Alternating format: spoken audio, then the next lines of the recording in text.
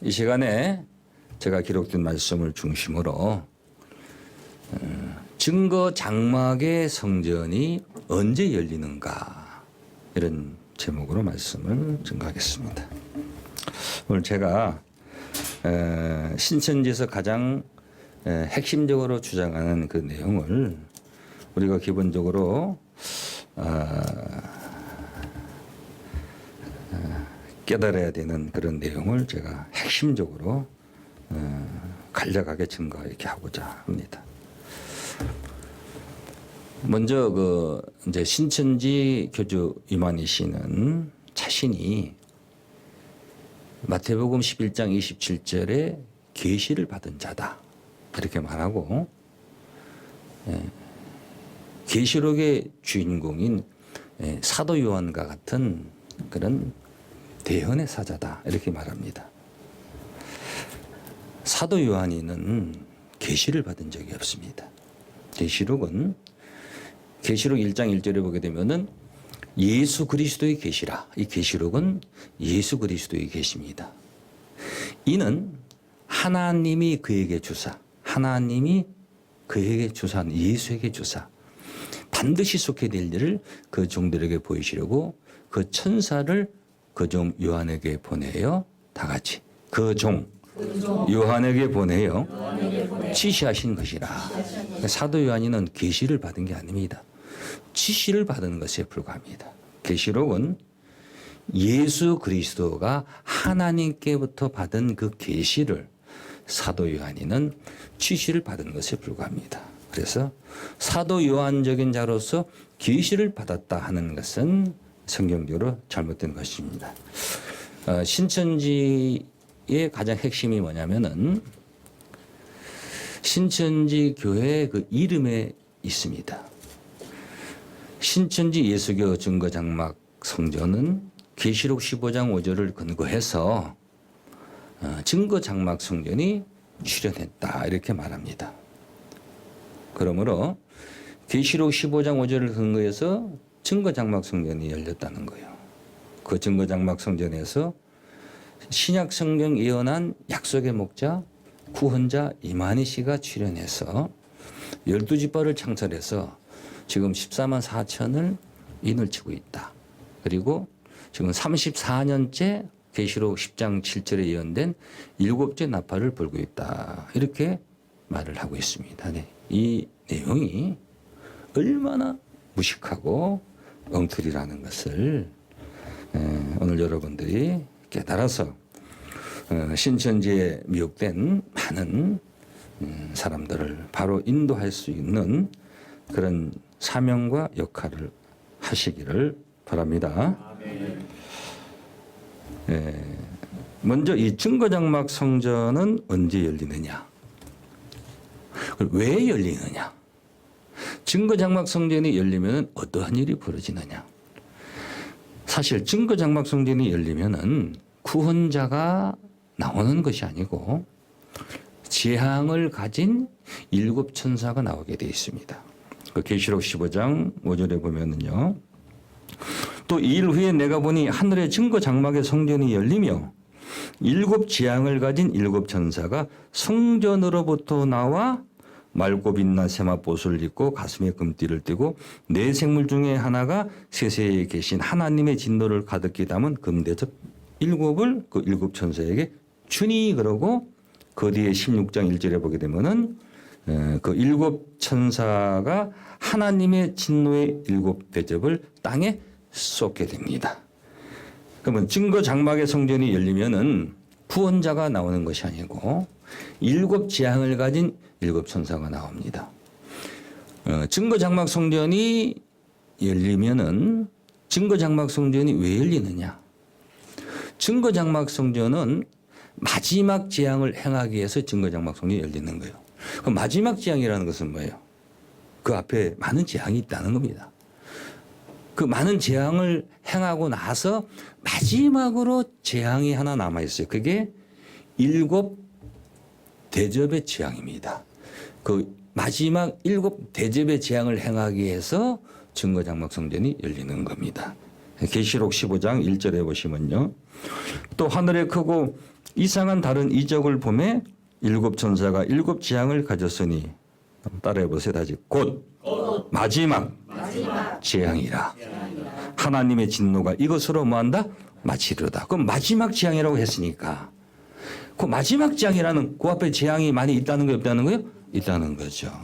그래서 이 증거 장막 성전이 열리면은 마지막 재앙을 행하기 위해서 그 마지막 재앙이 바로 일곱 천사 일곱 대접의 재앙인데 그 마지막 재앙을 행하기 위해서 증거 장막 성전이 열리고 일곱 재앙을 가진 일곱 천사가 나오게 돼 있는 겁니다.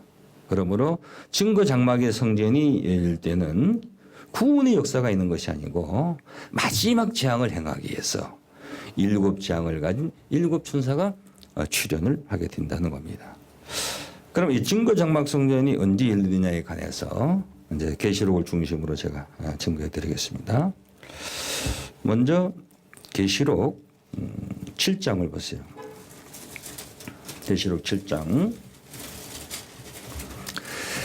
이 계시록 7장은 신천지에서 어떻게 가르치냐면은 6장과 8장의 삽입장이다. 그래서 6장과 8장에 그냥 끼워넣은 삽입시킨 삽입장이라 그래요. 근데 사실은 계시록은 6장, 7장, 8장, 9장 이렇게 이루어지는 것이 아니고 계시록의 7장이 6장보다 먼저 이루어져요. 자세하게 오늘 계시록 전체적인 어떤 흐름과 선리는 말씀드릴 수 없지만은 이 계시록 7장이 6장과 8장에 연결되는 삽입장이 아니고 계시록 7장이 먼저 이루어지고 그 다음에 6장이 이루어지고 8장이 이루어진다는 이 내용을 제가 먼저 잠깐 설명을 드리겠습니다. 계시록 7장 1절에 보면은 2일 후에 내가 내 천사가 땅 내 모퉁이에 선 것을 보니 땅 사방의 바람을 붙잡아 바람으로 하여금 땅이나 바다에나 각종 나무에 불지 못하게 하더라. 그러니까 땅 사방의 바람을, 사방이라는 것은 동서남북이에요. 지금 칠판을 사용하기 그런데 땅 사방에 네 바람을 붙잡아서 땅 사방에 네 바람을 붙잡은 네 천사가 있는데 이 바람은 어떤 바람이냐면은 땅이나 바다나 각종 나무에 불지 못하게 하더라. 그러면 이 땅이나 바다나 각종 나무에 부는 이 땅 사방의 네 바람은 어떤 바람이냐 하고 뒤에 보게 되면은 해하는 바람이다. 다시 말하면은 심판하는 바람이다. 이렇게 보시면 됩니다. 2절에 보세요. 또 보면 다른 천사가 살아계신 하나님 인을 가지고 해 도는 데로 올라와서 땅과 바다를 해롭게 할 권세를 얻은 네 천사를 향하여 큰 소리로 외쳐 가로되 다 같이 우리가 우리 하나님의 종들의 이마에 인치기까지 땅이나 바다나 나무나 해하지 말라 뭐요? 하더라. 그럼 우리가 우리 하나님의 종들의 이마에 인치기까지 땅이나 바다나 나무를 해하지 말라는 것은 인치는 일이 끝나면은 땅이나 바다나 나무를 해하는 바람을 놔도 좋다. 이런 뜻입니다. 그러면 땅 사방의 네 바람은 땅이나 바다나 각종 나무를 해하는 심판의 바람으로서 우리가 우리 하나님의 종들의 이마에 인을 치기까지 이 바람을 놓지 말라고 했으니까 인을 치는 일이 있고 난 이후에 땅이나 바다나 각종 나무를 해할 수 있는 땅 사방의 심판의 바람이 놓이게 된다는 거예요. 그럼 땅 사방이라는 것은 뭐냐? 땅 사방은 땅을 얘기하는 게 아니에요. 우리가 땅 사방, 바람이라는 것이 사실 땅에서 부는 게 아닙니다. 바람은 하늘에서 부는 거지요. 그럼 땅 사방의 네 바람은 사실은 그것은 하늘의 네 바람입니다. 구약 성경에는 하늘의 네 바람이라고 기록되어 있고 계시록에는 땅 사방의 네 바람으로 기록되어 있어요. 그러면 이 땅 사방의 네 바람, 다시 말해 이 하늘의 네 바람이 몰려 불게 되면은 어떤 일이 벌어지냐면은 짐승들이 올라오기 시작합니다. 짐승들이 올라온다는 것은 짐승의 때가 시작이 된다는 거예요. 다니엘서 우리 7장을 보겠습니다. 다니엘서 7장.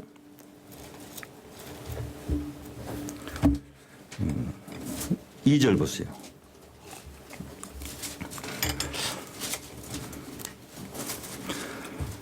다니엘이 진술하여 가로되 내가 밤에 이상을 보았는데 하늘에 네 바람이 큰 바다로 몰려 불더니 그랬습니다. 하늘에 네 바람이 큰 바다로 몰려 보니까 큰 짐승 넷이 바다에서 나왔는데 그 모양이 각각 다르니 하고 첫째는 사자와 같은데 독수리 날개가 있고 그다음에 5절에 또 다른 짐승 곧 둘째는 곰과 같은데 몸 한편이 들렸고 6절에 그 후에 내가 또 다른 또 본 적 다른 짐승은 곧 표범과 같은 것이 있는데 등에 새 날개 넷이 있고 7절에 내가 밤 이상 가운데 그 다음에 본 넷째 짐승은 무섭고 놀라우며 극히 강하며 또 큰 천리가 있어 먹고 부서뜨리고 그 나머지는 발로 밟았으며 이 짐승은 전에 모든 짐승과 다르고 따라해 보시다지 또 열뿔이 있으므로 그래서 열뿔 짐승이 바다에서 올라온다. 근데 계시록 13장 1절에 보게 되면요. 바다에서 7마리 열뿔 짐승이 올라와요. 우리가 우리 하나님의 종들을 임하인치까지는 땅이나 바다나 나무나 해하지 말라 했는데 이 심판의 바람이 불게 되면은 다니엘서에 보니까 네 짐승이 올라오는데 그 네 번째 짐승이 바로 열뿔을 가진 짐승이다. 이것이 계시록이 이루어지는 과정을 다니엘서에도 예언이 되어 있고 계시록에도 그것을 상세하게 기록한 내용입니다. 그러면 이 네 바람은 곧 무엇을 말하냐? 네 바람은 스가랴서 보세요. 스가랴서 6장 보세요. 6장. 스가랴서 6장 1절 보겠습니다. 내가 또 눈을 들어본 적 네 병거가 두산사에서 나왔는데 이 병거라는 것은 전쟁을 위해서 준비한 훈련된 그런 말을 매단 마차 같은 그게 병거입니다. 그러니까 옛날에는 여러분 뭐 배너라든가 이런 영화에 보게 되면은 말에다가 뒤에다가 그 마차를 메고 창 들고 막 싸웁니다. 그게 병거입니다. 쉽게 들어서. 그래서 그런 병거가 두산사에서 나왔는데 그 산은 노산이더라. 첫째 병거는 홍마들이, 둘째 병거는 흑마들이, 셋째 병거는 백마들이, 넷째 병거는 어른지고 권장한 말들이 메었는데 내가 내게 말한 천사에게 물어가 내 주여 이것들이 무엇이니까 천사가 대답하여 가로되 다 같이 이는 하늘에 내 바람인데 그러니까 이는 하늘에 뭐라고요? 내 바람이다. 이 네 병거 홍마 흑마 백마 어룽진말 이 네 병거들은 하늘에 내 바람이다. 그리고 온 세상에 주 앞에 모셨다가 나가는 것이다. 흑마는 북편 땅으로 나가고 백마가 그 뒤를 따르고 어룽진 말은 남편 땅으로 나가고 건장한 말은 나가서 땅에 들어오고자 한다. 그러니까 남편 땅으로 나간 어룽진 말은 청황색 말이고 건장한 말은 홍마를 얘기하는 겁니다. 그가 이르되 너희는 여기서 나가서 땅에 두루 다니라 하며 그 땅에 두루 다니라. 그가 외쳐 내게 일러 가로되 북방으로 나간 자들이 북방에서 내 마음을 시원케 하였느니라. 그래서 이 네 바람은 네 병거, 그 네 병거는 홍마, 흑마, 어룽진말, 건장한 말, 이렇게 백마 이렇게 얘기를 했습니다. 우리 이제 계시록 6장을 보세요. 계시록 6장 찾기 좋죠. 계시록 7장에서 다니엘 7장, 스가랴 6장에서 계시록 6장. 이것도 못 외우면은 완전히 이제 돌대가리죠. 계시록 6장 1절 보세요. 내가 보면 어린 양이 7인 중에 하나를 떼시는 그때에 내가 들으니 네 생물 중에 하나가 우레소리 같이 말하되 오라 하기로 내가 이에 보니 흰 말이 있는데 그 단자가 활을 가졌고 면류관을 받고 나가서 이기고 또 이기려고 하더라. 그러니까 이기고 하는 것은 이긴 적이 있다는 거고 또 이기려고 한다. 그래서 백마탄자가 출현해서 어떤 싸움이 전쟁이 시작이 됩니다. 3절에 보게 되면 둘째 인을 떼실 때 내가 들으니 둘째 생물이 말하되 이에 붉은 다른 말이 나오더라. 붉은 다른 말이 홍마죠. 그 탄자가 허락을 받아 땅에서 화평을 제하여 버리고 서로 죽이게 하고 또 큰 칼을 받았더라. 이런 것들이요. 어떤 심판의 바람이 일어나는 겁니다. 그리고 6절에 5절에 셋째 인을 떼실 때는 내가 들으니 셋째 생물이 말하되 오라기로 내가 보니 검은 말이 나오는데 그 탄자가 손에 저를 가졌더라. 내가 네 생물 사이로 나는 듯한 음성을 들으니 가로되 한 데나리온의 밀한데 한 데나리온의 보리석대라. 한 데나리온 하루 품삯을 얘기하는 겁니다. 하루 품삯 밀한데 보리석대라는 것은 이것은 사람이 살 수 없는 겁니다. 우리가 상상할 수 없는 그런 기근이 오게 된다는 겁니다. 7절에 넷째 인을 뗄 때 넷째 생물의 음성을 들으니 가로되 오라기로 내가 보매 청황색 말 이게 어룽진 말이요. 홍마는 건장한 말입니다. 그 탄자 이름은 사망이니 음부가 그들을 따르고 저희가 땅 4분의 1 권세를 얻어 검과 흉년 사망 땅의 짐승으로서 죽이더라. 그래서 지금 아세요? 이 네 말의 역사는 이 지구상에 엄청난 심판의 바람을 일으키는 구원의 바람이 아닙니다. 심판의 바람을 일으키는 그런 스가랴에서 예언된 그런 역사를 보여주는 것이다. 이렇게 볼 수가 있습니다. 그렇다면은 계시록 7장 3절에 우리가 우리 하나님의 종들의 이마에 인을 치기까지 땅이나 바다나 각종 나무를 해하는 땅 사방의 내 바람, 이 심판의 바람을 놓지를 말라. 이 말씀은 인치는 일이 끝나면은 심판의 바람이 있게 되고 그 심판의 바람이 불 때에 바다에서도 뭐요? 짐승들이 올라오게 된다는 거예요. 아시겠어요? 네 짐승이 올라온다는 겁니다.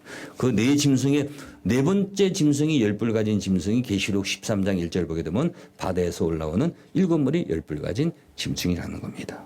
그래서 이때부터 첫째인, 둘째인, 셋째인, 넷째인을 뗄 때에 백마, 홍마, 흑마, 청색, 말탄 역사가 있게 되고 그 다음에 13절에 보게 되면은 12절에 내가 보니 여섯째 인을 뗄 때에 큰 지진이 나며 해가 청단같이 검어지고 온달에 피같이 되고 하늘의 별들이 무화과 나무가 대풍에 흔들려 선과실이 떨어진 같이 땅에 떨어지며 하늘은 종이 죽이 말리는 같이 다 떠나가고 이거는 구원의 어떤 역사가 다 없어진다는 겁니다. 각 산과 섬이 제자리에서 옮겨오매 땅의 임금들과 왕족들과 장군들과 부자들과 강한 자들과 각종과 자주자 이런 자들이 굴과 산 바위 틈에 숨어 산과 바위 이르되 우리에 떨어져 보좌에 앉으시니 나세소와 다 같이 어린 양의 진노에서 우리를 가리우라.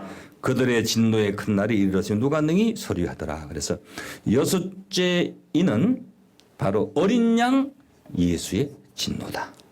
첫째 인부터 넷째 인까지는 어떤 내 바람의 역사, 그러니까 내 말의 어떤 역사를 통한 심판이라면은 여섯째를 뗄 때는 어린 양 예수의 진노라는 겁니다. 그러면은 계시록 7장은 삽입장이 아니고 이미 계시록 7장은 이미 앞에서 되어질 일을 말하는 것이고 계시록 6장은 계시록 7장 뒤에서 나타나는 섭리를 설명하고 있어요. 그리고 여섯째인 다음에 째라는 것은 뭐냐면 순서를 얘기하는 거예요. 첫째, 둘째, 셋째, 넷째 하는 것은 순서를 얘기하는 겁니다. 그 여섯째 다음에는 몇째요? 일곱째요. 그러면 계시록 6장 다음에 일곱째 인이 떼어지게 되어 있는데 그 일곱째 인이 계시록 8장 기록되어 있습니다. 그래서 7장 다음에 6장 다음에 8장으로 연결이 된다는 거예요. 계시록 8장 1절 보세요. 일곱째 인을 떼실 때 하늘이 반시 동안쯤 고요하더니 내가 보면 하나님 앞에 시한 7 천사가 있어 7 나팔을 받았더라 그랬습니다. 자, 여기서 여러분 하나 더 알아야 될 게 뭐냐면은 신천지에서 증거하는 내용은 과천 유재열 장막 성전을 가리켜서 첫 장막, 예전에 있었던 하늘 장막이라고 합니다. 그곳에서는 계시록에 예언된 7 천사가 출현했다는 거예요. 실상적으로. 그러면은 이 계시록의 7 천사는 언제 출현하느냐? 계시록 8장 1절에 보게 되면은 인치는 역사가 끝나고 내 바람이 불고 6째인 어린 양 예수의 진노의 심판까지 이루어지고 나서 7째 늘 뗄 때에 그때 7 천사가 출현하게 돼 있어요. 그런데 엉터리 가짜 사입이죠. 장막 성전을 가리켜서 이만희 씨는 거기가 첫 장막이고 첫 언약이 있었던 하늘 장막, 첫 장막으로서 그 장막 성전을 증거하는 실상의 장막 성전이 신천지 예수교 증거 장막 성전이다. 이것은 계시록 15장 5절에 근거해서 이 증거 장막 성전이 열렸고 이만희 씨가 구원자로 나와서 12지파를 창설해서 지금 14만 4천을 인을 치고 있다. 이렇게 말을 하고 알고 보면은 이것은 아주 엉망진창 개판입니다. 순서가. 그래서 여러분 이걸 잘 이해하고 정확하게 설명을 하면은 앞으로 수많은 그런 신천지 신도들이 정신을 차리고 하나님의 말씀을 바로 분별할 수 있는 가운데로 돌아오게 됩니다. 8장 6절 보세요. 6절 7절에 첫째 천사가 나팔을 부니 그러니까 7 천사가 7 나팔을 받았어요. 첫째 천사가 나팔을 부니까 피 섞인 우박과 불이 나서 3분의 1이 타서 죽임을 당하고 8절에 둘째 천사가 나팔을 부니까 불 붙는 큰 산과 같은 것이 바다에 던져져서 바다 3분의 1이 또 피가 되고 죽임을 당하고 10절에 셋째 천사가 나팔을 부니 햇불같이 타는 큰 별이 하늘에서 떨어졌고 13절에 넷째 천사가 나팔을 부니 해 3분의 1과 단 3분의 1과 별들의 3분의 1이 침을 받아 그 3분의 1이 어두워지니 낮 3분의 1은 빛이었고 밤도 그러하니라. 그래서 첫째, 둘째, 셋째, 넷째 천사의 나팔까지 불려지고 나서 13절에 내가 또 보고 들으니 공중에 날아가는 독수리가 큰 소리로 이르되 땅에 거하는 자들에게 다 같이 화가 이르리로다. 이 화는 바로 재앙을 말하는 겁니다. 그 앞에 첫째, 둘째, 셋째, 넷째 나팔도 재앙인데 왜 나머지 다섯째, 여섯째, 일곱째 나팔을 큰 소리로 화가 있어도 얘기하냐. 그것은 앞에 있는 넷째 나팔까지 그 나팔이 비교할 수 없는 더 큰 재앙이 다섯째, 여섯째, 일곱째인데 이 재앙을 가리켜서 세 화의 재앙이다. 자연적으로 다섯째 나팔은 첫째화, 여섯째 나팔은 둘째화, 일곱째 나팔은 셋째화의 재앙이라고 보면 됩니다. 자, 좀 아세요?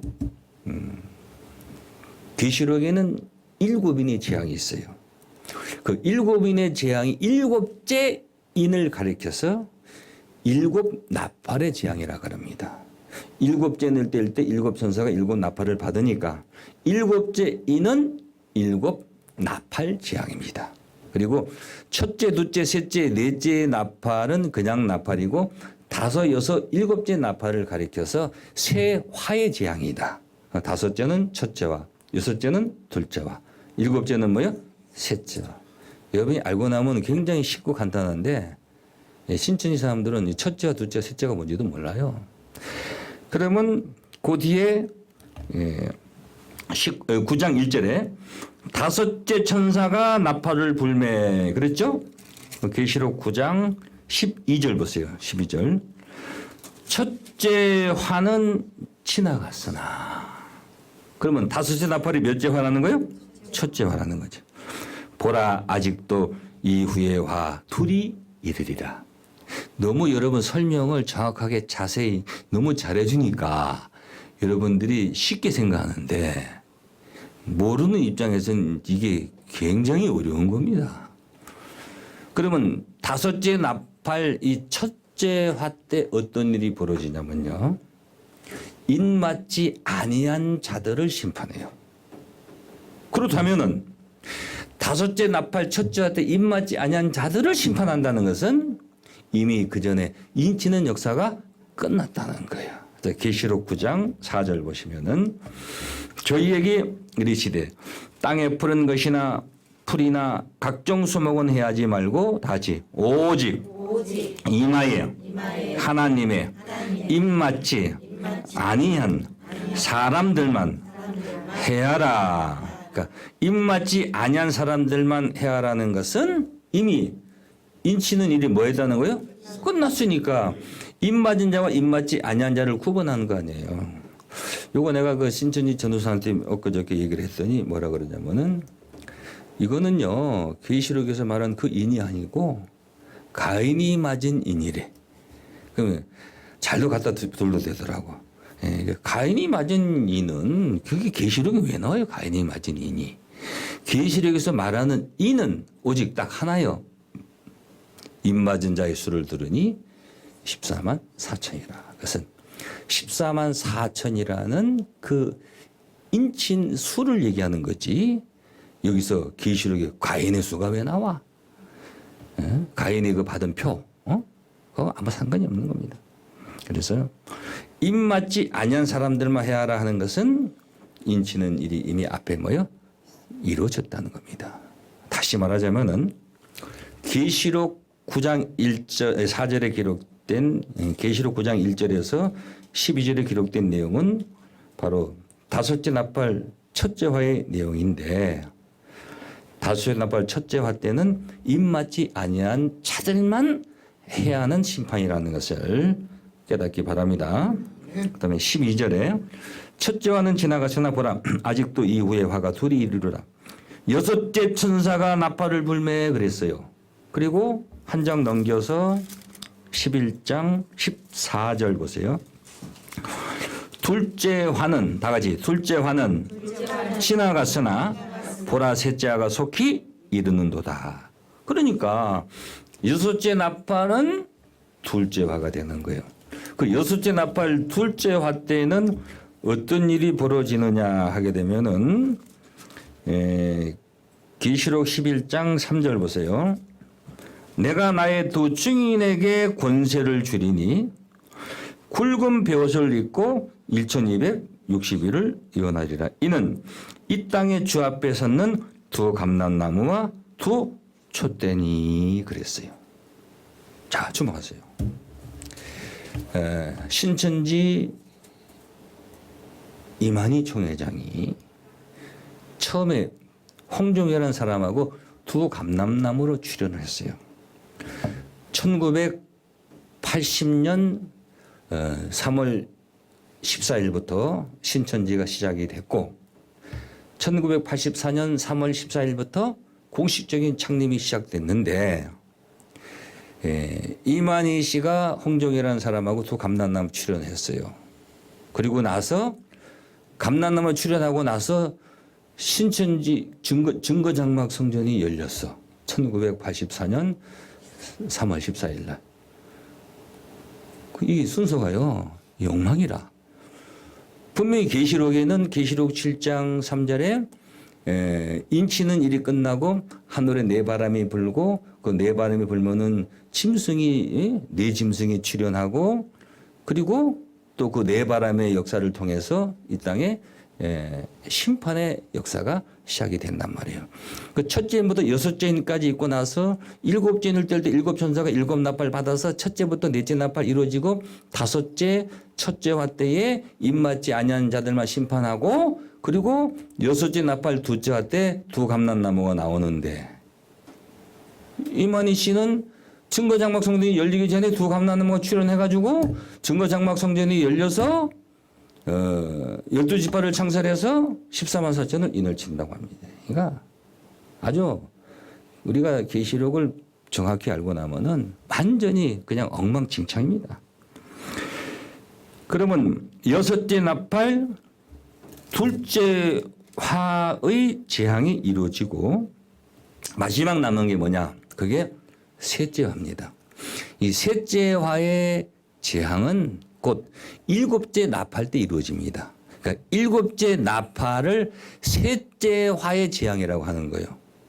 일곱째 나팔을 몇째 화라고요? 셋째 화. 이 셋째 화의 재앙이 마지막 재앙이고 그 마지막 재앙이 제가 뭐라 그랬어요? 일곱 대접의 재앙이라고 했어요.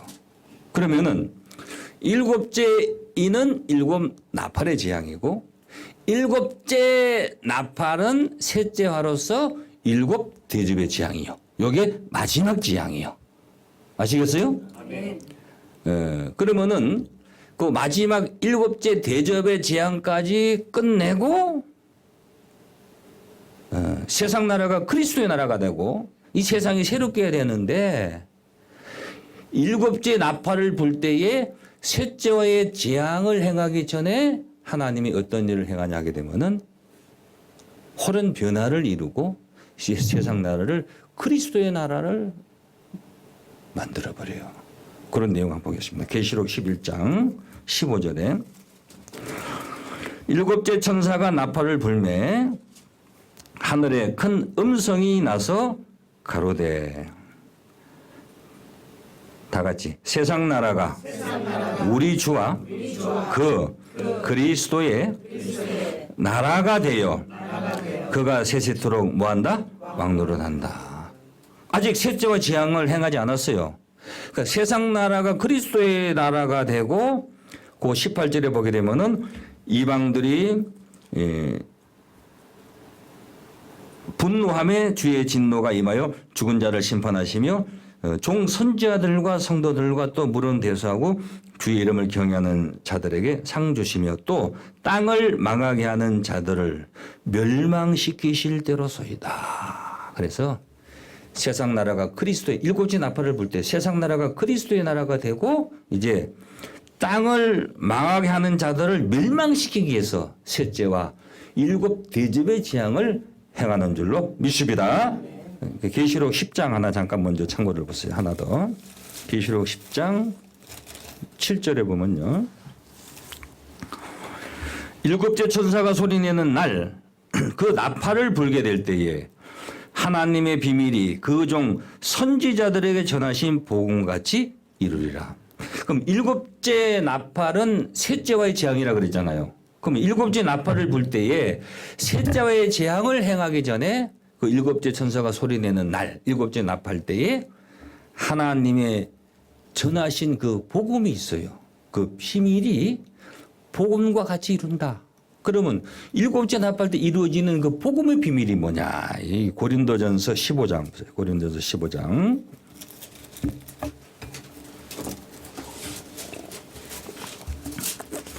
(15장) 51절 보세요.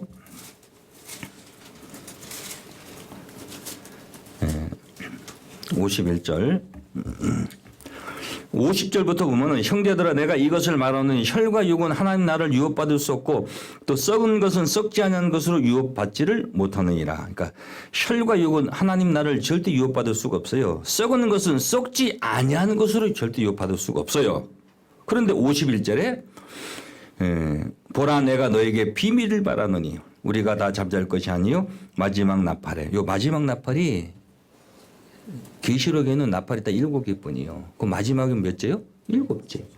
그 7째 나팔에 순식간에 호련이 다 변하리니 나팔 소리가 나면 죽은 자들이 썩지 않을 것으로 다시 살고 우리도 변하리라. 그래서 7째 천사가 소리내는 날 마지막 나팔 때에 호련 변화를 받게 되고 세상 나라가 뭐요? 그리스도의 나라가 됩니다. 그러면은 왜 하나님이 땅을 망하게 한 자들 완전히 다 멸망시키고 나서 그런 변화를 이루고 세상 나라를 그리스도 나라를 이루어야 되는데 왜 일곱째 나팔을 불 때에 셋째와의 재앙이 있기 전에 왜 하나님이 즉시 세상 나라가 그리스도 나라가 되고 호련 변화의 축복을 이루느냐. 그것은 마태복음에 있어요. 마태복음 24장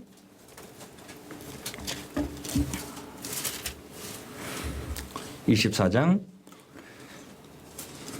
21절 보세요. 21절.